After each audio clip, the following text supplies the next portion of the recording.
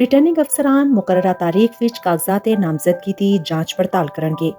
ਇਸ ਅਮਲ ਵਿੱਚ ਉਮੀਦਵਾਰਾਂ, ਉਹਨਾਂ ਦੇ ਇਲੈਕਸ਼ਨ ਏਜੰਟ, ਤਜਵੀਜ਼ ਕੁਨਿੰਦਾ, ਤਾਇਦ ਕੁਨਿੰਦਾ ਤੇ ਨਾਮਜ਼ਦ ਨੁਮਾਇੰਦਾ ਜਾਂ ਉਸੇ ਹਲਕੇ ਦਾ ਕੋਈ ਵੋਟਰ ਜਿਹਨੇ ਕਾਗਜ਼ਾਤ ਨਾਮਜ਼ਦਗੀ ਤੇ ਐਤਰਾਜ਼ ਲਾਇਆ ਹੋਵੇ ਸ਼ਿਰਕਤ ਕਰ ਸਕਦਾ ਹੈ। ਆਰਓ ਐਤਰਾਜ਼ ਕੁਨਿੰਦਗਾਨ ਨੂੰ तमाम तर कागजात नामजदगी वेखण दा मुनासिब मौका फराहम करनगे ते तमाम आरओ उम्मीदवारान उन्हां दे इलेक्शन एजेंट्स नामजद करन वाले या कोई वोटर जिन्हें कागजात नामजदगी ते एतराज लाया होवे उन्हां दी मौजूदगी विच कागजात दा तफसीली जायजा लैणगे। वो तमाम तर मालूमात दे मुहैया कीते जाण ते दुरुस्तगी दी यकीन दहानी भी करनगे।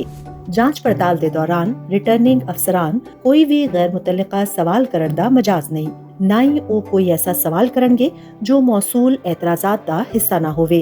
जांच पड़ताल दे सिलसिले विच रिटर्निंग अफसरान जरूरत दे तहत मुख्तसर इंक्वायरी भी कर सकते ने।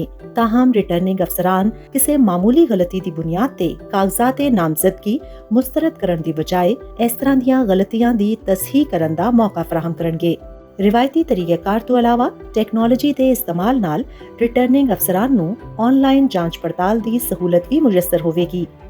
कागजात नामजदगी सिर्फ इन्हां सूरतां विच मुस्तरद कीते जा सकदे ने जे उम्मीदवार मैंबर पार्लियामेंट मुंतखब होण दे अहल ना होण, जे उम्मीदवार दा तजवीज़ तायद कुनिंदा इस मुतल्लिका हलके दा वोटर ना होवे, उन्हां ने इक तो ज़ायद उम्मीदवारां दी हिमायत कीती होवे, आइन दे आर्टिकल 62 ते 63 दे नाल इलेक्शन एक्ट 2017 दे सैक्शन 60 ते 61 दी किसी शर्त नूं पूरा ना कीता गया होवे या उम्मीदवारां ने गलत तफसीलात फराहम कीतियां होण, उम्मीदवारां दे तजवीज़ तायद कुनिंदा दे दस्तखत जाली होण।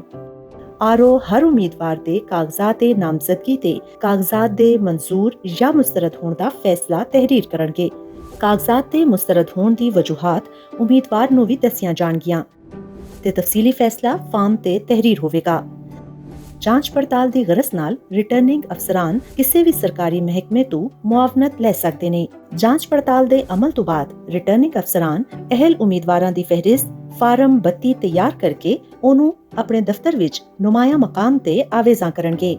उस तो बाद आरओ फार्म 32 बजरिया मुतल्लिका district returning officer, election commission of Pakistan तो अलावा district election commissioner, regional election commissioner ते सूबाई इलेक्शन कमिश्नर नूं फराहम करनगे।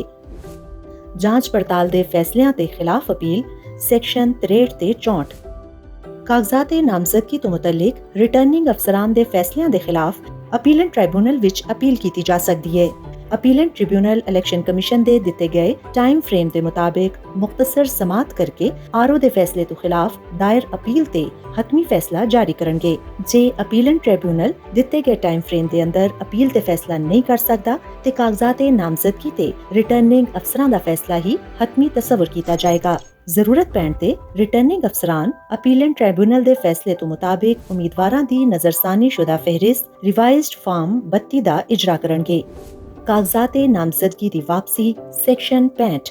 अहल नामजद उम्मीदवारान इलेक्शन शेड्यूल विच दिती गई तारीख तक या उस तो पहले आरओ नूं तहरीरी दरखास्त के जरिए कागजात नामजदगी वापस ले सकदे ने। कागजात नामजदगी वापस लैण दी दरखास्त उम्मीदवारां दे अपने दस्तखत दे नाल जाती तौर ते या मजाज वकील दे तवस्सुत नाल आरओ नूं जमा कराई जाएगी। रिटर्निंग अफसरान दरखास्त ते उम्मीदवार दे दस्तखत दी तस्दीक यकीनी बनाणगे। कागजात नामजदगी वापस लैण दी दरखास्त दी वापसी या मनसूखी मुमकिन नहीं होएगी। कागजात नामजदगी दरखास्त रिटर्निंग अफसरान अपने दफ्तर विच नुमाया मकाम ते आवेजा करनगे और नाल ही इहदी इत्तला मुतल्लिका सूबाई इलेक्शन कमिश्नर, डिस्ट्रिक्ट रिटर्निंग अफसर ते डिस्ट्रिक्ट इलेक्शन कमिश्नर नूं देणगे। कागजात नामजदगी वापस लैण दी तारीख ते अगले दिन रिटर्निंग अफसरान तमाम उम्मीदवारां नूं इंतखाबी निशान अलॉट करनगे।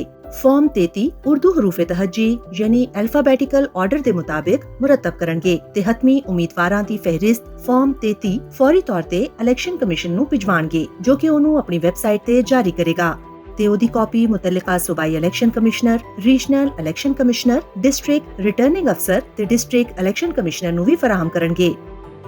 उम्मीदवारां दी इलेक्शन तो रिटायरमेंट सैक्शन 72। उम्मीदवार पोलिंग दी तारीख तो 4 दिन पहले ताईं आरओ ਨੂੰ तहरीरी दरखास्त दे के अपने दस्तखतशुदा नोटिस दे जरिए इलेक्शन तो रिटायर हो सकते ने। रिटायरमेंट दी दरखास्त उम्मीदवारां दे अपने दस्तखत दे नाल जाती तौर ते या बजरिया मजाज वकील जमा कराई जा सकती है। रिटर्निंग अफसरान दरखास्त ते उम्मीदवारां दे दस्तखत दी तस्दीक यकीनी बनाणगे।